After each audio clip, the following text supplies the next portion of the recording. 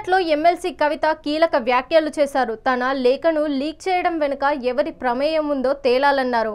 తనకు ప్రత్యేకంగా జెండా లేదన్నారు. పార్టీని కాపాడుకోవడమే తన ఎజెండా అన్నారు. కేసీఆర్ తప్ప మరో నాయకత్వాన్ని ఒప్పుకోనని, బీజేపీ వైపు బీఆర్ఎస్ చూడొద్దన్నారు. బీజేపీతో పొత్తు పెట్టుకున్న పార్టీలు బాగుపడలేదన్నారు. అయితే బీజేపీలో బీఆర్ఎస్ను విలీనం చేస్తామంటే ఒప్పుకోనని లెటర్ రాయడంలో తన తప్పేమీ లేదని కవిత చెప్పారు.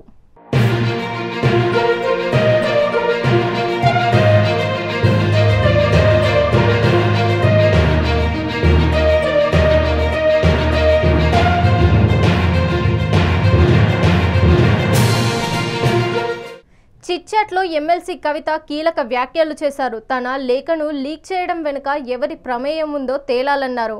తనకు ప్రత్యేకంగా జెండా లేదన్నారు. పార్టీని కాపాడుకోవడమే తన ఎజెండా అన్నారు. కేసీఆర్ తప్ప మరో నాయకత్వాన్ని ఒప్పుకోనని, బీజేపీ వైపు బీఆర్ఎస్ చూడొద్దన్నారు. బీజేపీతో పొత్తు పెట్టుకున్న పార్టీలు బాగుపడలేదన్నారు.